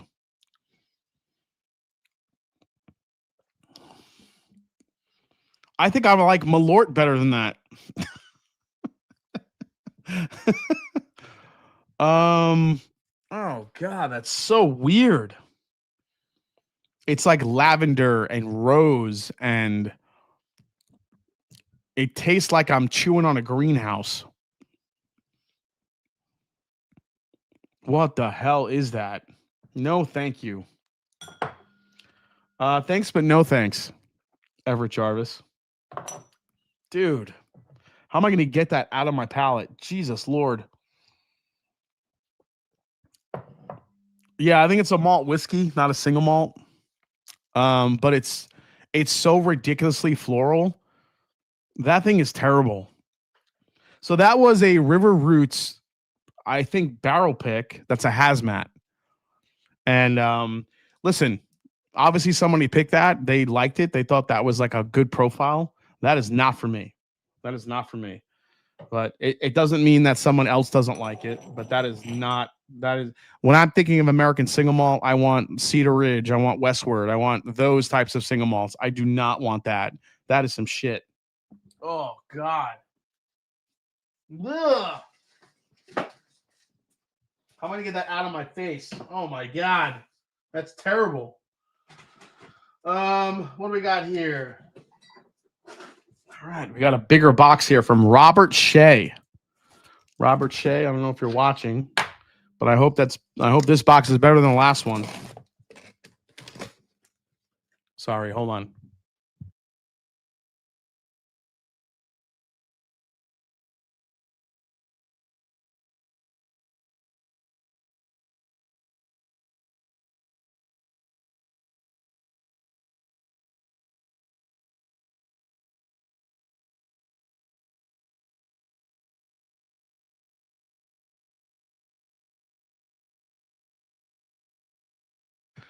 Robert Shea sent me a hat, Pittsburgh Bureau of Firefighters. Robert Shea is a good dude. He helped on our Buffalo Trace pick not that long ago. And it looks like he sent something. Let's see what we got here. He wrote a little note. So Robert Shea writes, Jason, great to meet you on the Buffalo Trace pick. Thanks for having me along. Just wanted to send you a few things as a thanks. I know that you have a great appreciation for firefighters, so I get you a nice hat from my fire station. Also to take us to thank us back to Todd Ritter, cracking open some Dusty's OGDs. I've included an old 1970s bottle for you. Okay. Thank you, Robert Shea. Let's try this. Yeah, this is cool. Pittsburgh Bureau of Fire. I'm going to rock this hat. This thing is badass. That's cool, man. I dig it. So what did he send from the 1970s? This is kind of cool. After this, we're going to dive into another box that I got from a brand. But let's see what this bottle is. Oh, man, this is an old granddad. Check this out, guys. Look at that. And these old granddads are the bottles that got me down the rabbit hole of getting Dusties. These bottles, I mean, you talk about butterscotch, you talk about vanilla. These are the bottles that did it. This is really cool. I'm excited to try this. I'm just gonna crack this open. I'm gonna rip this thing open. If this is the butterscotch bomb that I think it's gonna be, oh man, it's about to be a great night right here. Here we go, guys. Oh my God, I love this whiskey so much. All right, before I taste this, I think I owe you guys 2 memes of the week. So last week we didn't do it. We were just kind of in the midst of all the beautiful Master's Keeps that we're tasting. So let's get into the bourbon meme of the week. I have 2 of them. So the one from last week was going to be this one. This has happened to me. I'm not going to say I thought this, but I know some of you in the chat probably have thought this. And I love this meme. Here we go. When you thought your bourbon shelf fell, but it was just your wife falling down the stairs. Oh, shit. That thing made me laugh so hard. Robert Downey Jr.'s face is amazing. I've heard noises like down in my basement that I thought my whiskey shelf actually fell. And I didn't think, it was like Kim falling down the stairs or anything, but I could see dudes being like, "Oh my God, what happened? Is my bourbon okay?"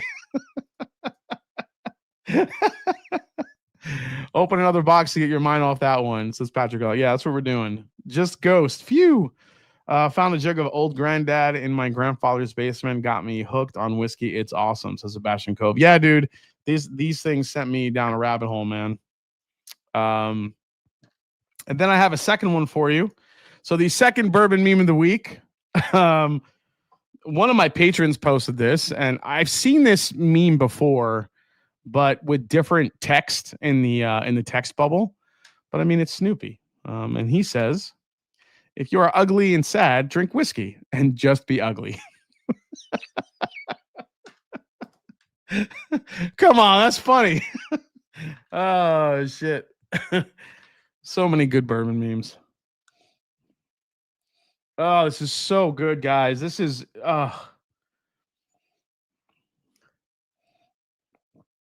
if old granddad tasted like this today, it'd be the only bottle I'd buy.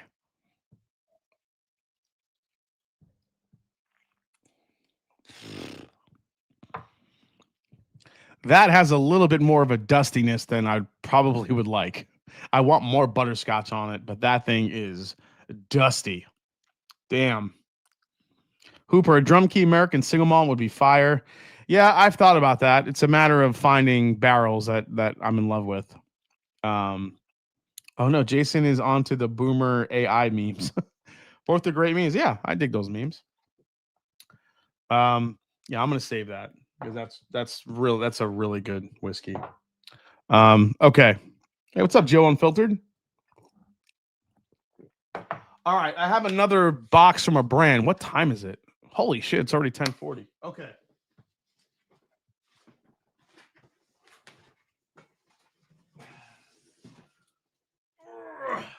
Let's get into this one. Oh, let's see who sent me this. This is from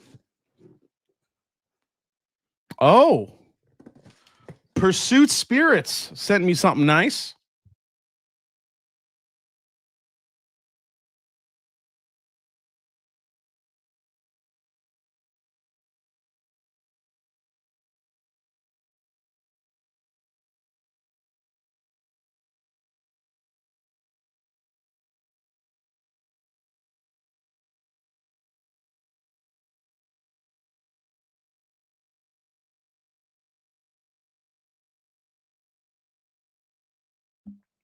All right. Pursuit Spirits sent me these two gems with a press release. All right. God, my whiskey room is such a mess right now.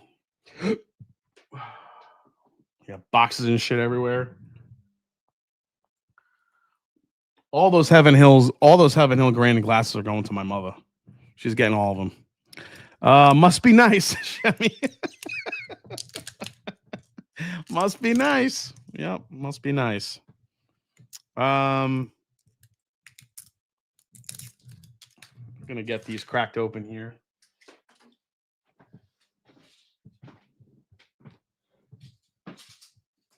Oh, by the way, speaking of sneakers, I'm wearing a pair that I've been trying to get for over a year. It is the Kobe Bryant. So Kobe Bryant played in Italy for a long time. I don't know if anybody knew that. He was his father was also a player, and he played in Europe for a long time, and he played in Italy. So as he was growing up, Italy became a big part of his sensibility, and they released this Kobe in the style of the Italian camouflage pattern. And I've been trying to get my hands on a pair of these forever. When they dropped on Nike, I could not find them. I could not get them. Everything I tried. When they dropped them, I got kind of left out in the cold. But I finally got a pair of these Kobe Italian camos, and I love them. I love them. So, yep, that's what I'm wearing tonight. Again, with the taking off your sneakers off with ease, says Adam Dorman. Sorry, Adam. I could just reach down and grab them. All right, so these are the next big releases from Pursuit Spirits. Excited to try these. I feel like I had this one. Richie Z, you said that you love Mizunara blends or Mizunara bourbons. Here is a Mizunara from Pursuit United, and I think you're going to want to hear about this if I remember correctly. This is the triple mash rye. So let's read a little bit about this. See what we got here. Oh yeah, I wear all my shoes. Rees Mash, the innovative and disruptive whiskey brand from the #1 whiskey podcast. I'm gonna have to read that with a more radio style voice because the marketing speak I love on this shit. I'm about to do this stuff too with like Drum Key, where I'm gonna like do all this marketing jargon. But here we go. Pursuit Spirits, the innovative and disruptive brand from the #1 whiskey podcast, Bourbon Pursuit. Today announced the release of Pursuit United, Kodama Mizunara Bourbon. This exceptional limited edition offering embodies the brand's commitment to quality and defying convention, marrying the distinctive character of rare Japanese Mizunara oak with an infrared toasted bourbon. That's right, infrared. I didn't make that shit up. It's written. It's right here. Pursuit Spirits founder is known for challenging industry norms, believe whiskey is an adventure. This new release is no exception, is a testament to the idea that they can create a blend that is far superior than a single finish, which leads to extraordinary flavor. The bourbon is named Kodama, a term for the tree spirits in Japanese folklore. Look at that. Look at Ryan and Kenny reading Japanese folklore. Look at that. We're going to name this shit Kodama. Let's get into it. It serves as a nod to the life and spirit of the oak itself, which is fundamental to the brand's craft of whiskey making. This rare, costly wood imparts exotic spice, dry. Okay, I'm not going to read that too much. Okay, and what else do we have? I wanted to send you this barrel proof rye because I seriously believe it's a whiskey of the year contender. Enjoy, rate it, share with friends, and spread the good word of Pursuit. Oh, there's another side here. Sorry. So that's 117. This is the Mizunara bottle, 117 proof, blended to taste, not to formula, in the brand's constant pursuit of making better whiskey already. I love how Bourbon Pursuit always puts the word pursuit in the the press releases. It's smart. It's smart. Nose, I'm not going to get into that one. Okay. And then where's the information about the rye? Okay.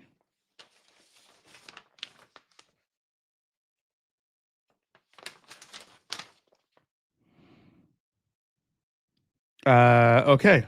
Oh, triple mash. Wait, the create is a blend of two lots of whiskey that share the same triple mash bourbon base. So the Japanese Mizunara oak is combined with a toasted wood infrared toasted American oak. Okay, interested. And then the rye they just threw in there. Okay. Let's get into these bottles.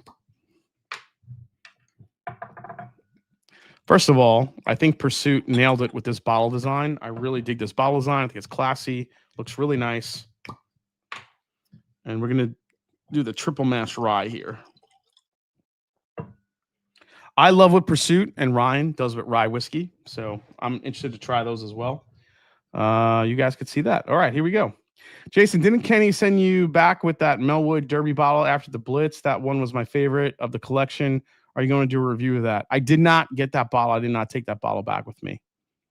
Ryan and his bonsai trees might be the new barrel proof rye. It's a big improvement. When I think of Ryan and Kenny, I definitely see them studying Japanese folklore. This was at the Blitz. They were pouring this release, this Kodama Mizunara bourbon. And I have to say, this is one of the more well-blended, well-integrated Mizunara finish that I've had. Usually the Mizunara will either take over or it's too subtle. I feel like they hit a point where the Mizunara complements the entire whiskey, which I think it's hard to do. Mizunara is a pain in the ass to work with. So bottle cam. Yeah, good call. Here we go. Here's the Pursuit. Here's the new bottle. There's the Kodama Mizunara bourbon. There you go. Barrel proof, as it says. But it's a nice looking bottle. I dig that one. And then here is the triple mash rye. So you have the same Pursuit bottle there. And then there is the bottom triple mash rye. And there you see it also says barrel proof. That's 121. So let's get into these. I'm excited to try these.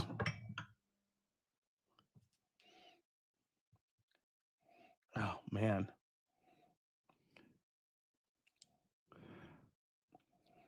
It's spicy.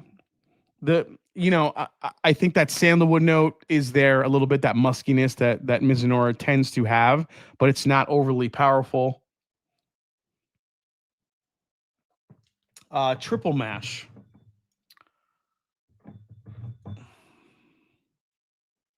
I'll read what this means, and I'll read the mash bills. Usually triple mash means 3 different mash bills, but I will get into the nitty gritty of that.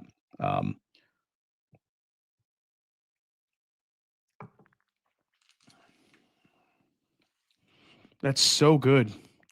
That is one of the best Mizunara finishes I've ever had, and it's not close. Other distillers that I've tried that have done Mizunara, it's not as well integrated as that. If you want to taste what a Mizunara can do to a whiskey, then get this bottle. Seriously. And listen, I'm not, you guys know I'm honest. I'm not saying it just because they sent it to me. I'm saying it because it's the truth.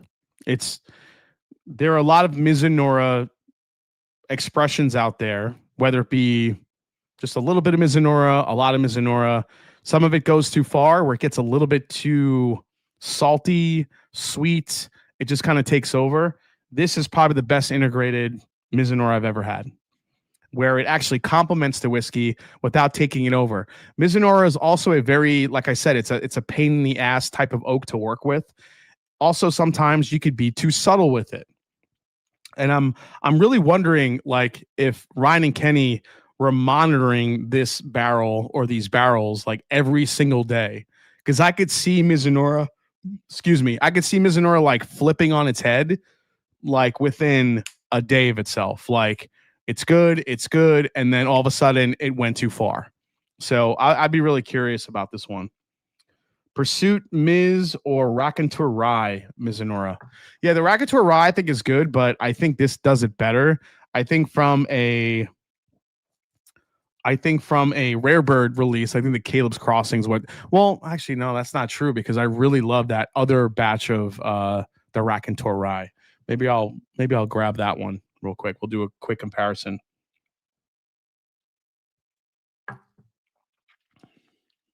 I think it's better than the Barrel Craft for sure. No, I feel like I've gotten that out of my palate. This is really good. Dude, I'm trying to like see, do they state exactly how long they left it in there? That's what I'd be interested in. I don't think it says. 117 proof.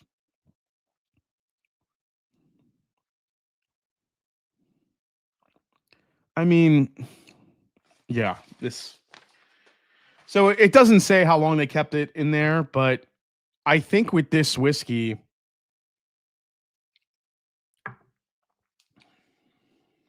there's a salty, sweet, sugary balance that goes through the entire palate.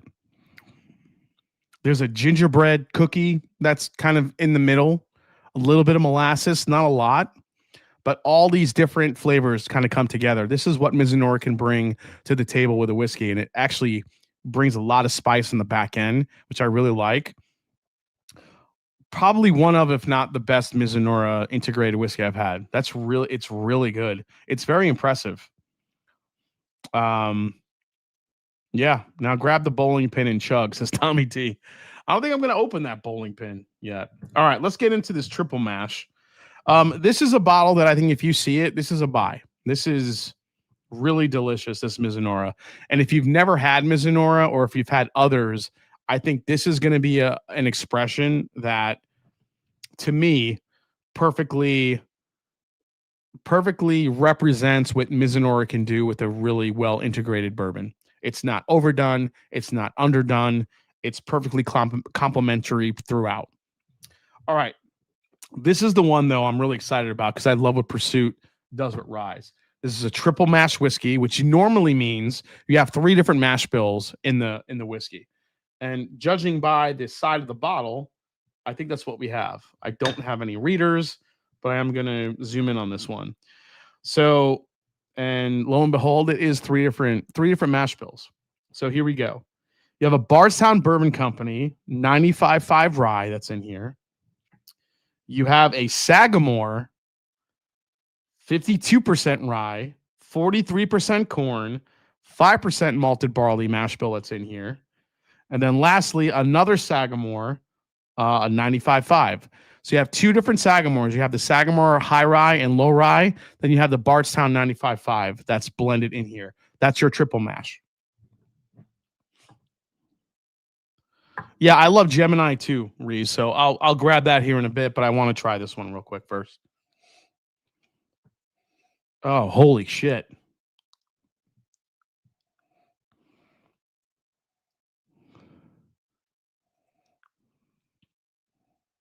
Can you compare it to the JD triple mash? Night Method, I don't think the JD one would even be in the same realm as this. Jason, Mizunara is expensive to use because they're prone to leak and not very permeable for staves, hard to deal with. Yeah, Richie, you're right. The trees are insanely old. We're talking about hundreds of years old before you can even make a Mizunara tree into barrels. They leak. They're extremely porous. They're a pain in the ass to work with, and they're very expensive. Mizunara is, I mean, if you're going to invest in a Mizunara barrel, it's a lot. It's a lot. So,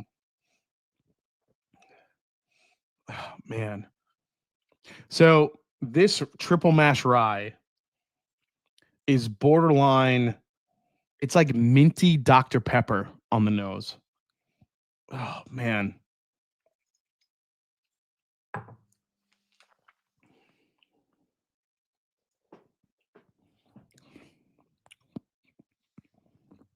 Holy shit. That is as much as of an in-your-face rye as you're going to find. Wow. That is extremely rye grain heavy. I'm talking mint. Am I getting dill?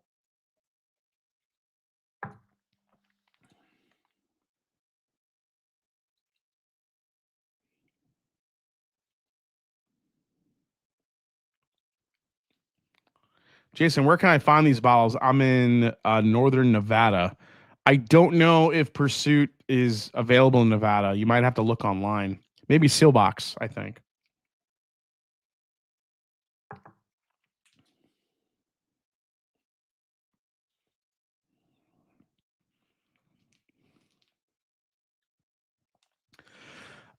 Man, you know what? I had really high hopes for that one. I think it's a little bit too.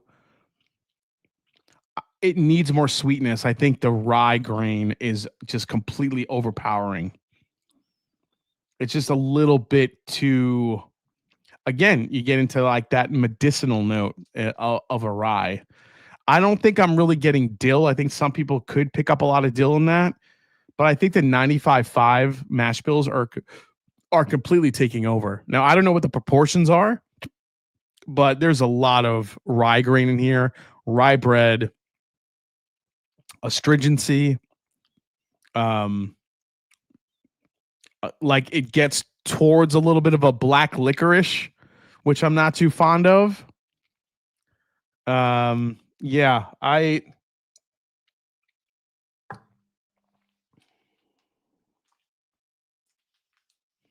there is a little bit of sweetness on the back end of that one, but maybe this is one of those like the more you sip it, the sweeter it gets.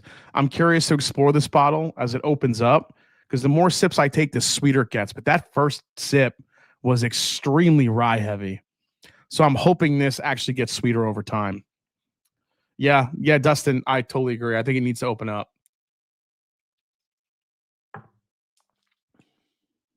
Yeah, the more I sip it, the better it's getting. It's extremely clove heavy right now.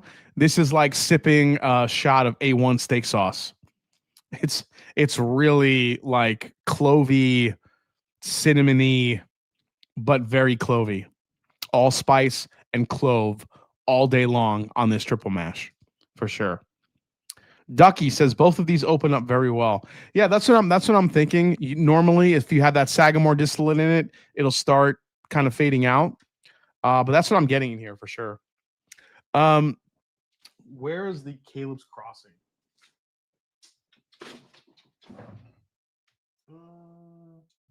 Not the Caleb's,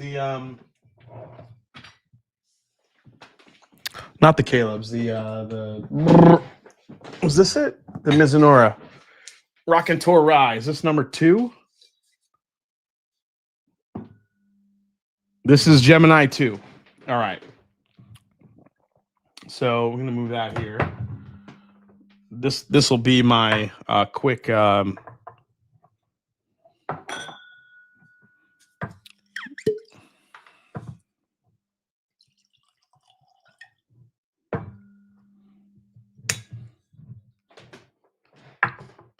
So we have a bourbon versus a rye, but Mizunara.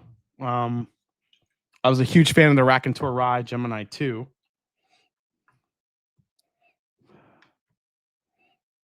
Diego says clove and cinnamon. Yeah, it's very clove heavy. Oh, wow. God, the Mizunara from the Pursuit is actually, again, we're talking about a rye versus a bourbon. And I get it, but this is coming off when you're going back and forth between these two. The Pursuit is candy compared to the Raconteur Rye. We go to the Raconteur.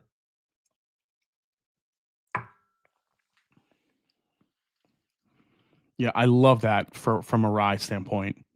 Raconteur Rye Gemini 2, I think, has a real possibility to do some damage here at the end of the year. When you're talking about top ryes. It's darker, it's delicious, it's sweet. The Mizunara comes in just a little bit, but again, I feel like the Mizunara is under in this one versus the Pursuit.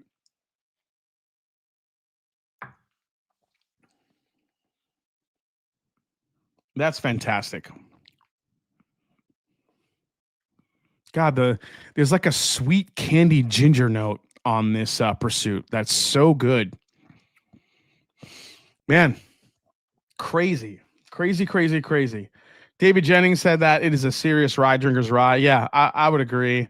Yeah, Gemini 2, I think, is the Indiana one, if I'm correct. Yep, distilled in Indiana. Aged in Indiana and Kentucky. Oh, so it's a blend of Indiana and Kentucky. Yeah, it's interesting because I feel like when you're going back and forth between the bourbon, you get the sweeter bourbon notes versus the rye. But this rye actually has some darker flavors versus the bourbon, whereas the bourbon is brighter and sweeter. But they're both integrated pretty well.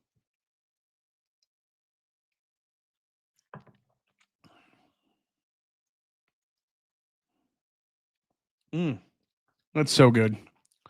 I think out of the two, I'm going to wait to see how that rye opens up. But off the bat, this Kodama Mizunara bourbon from Pursuit United, that's the move. That's the one that you want to maybe explore.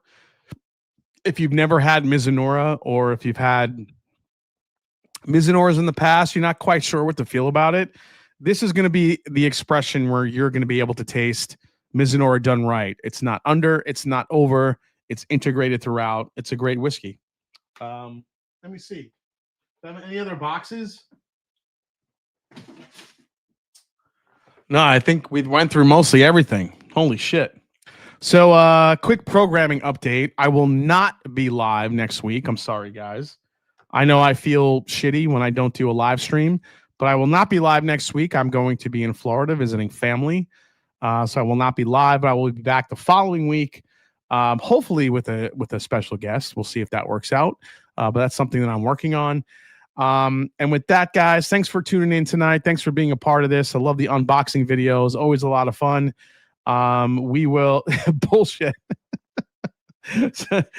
Yeah, maybe next week we'll have like a giant box, like a huge, like one of those, what do you call it? One of those storage one of those storage garages. Maybe I'll buy one of those and open it up, see if I can find any whiskey in there. But really appreciate, guys. Thanks for everything. Thanks for hanging out tonight. And as I always say, it's not about the whiskey, it's the people you share with.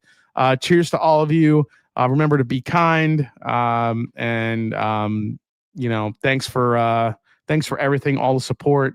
And I will see you guys in a couple weeks on the live stream. But I will have some content, a lot of content kind of coming up soon. Look out for some more shorts, as I'm planning to do more of those as well. So I love you guys. Patreon members, we're going to have an after party coming at you pretty soon. So stay tuned. Cheers, guys. I'll see you in a couple weeks.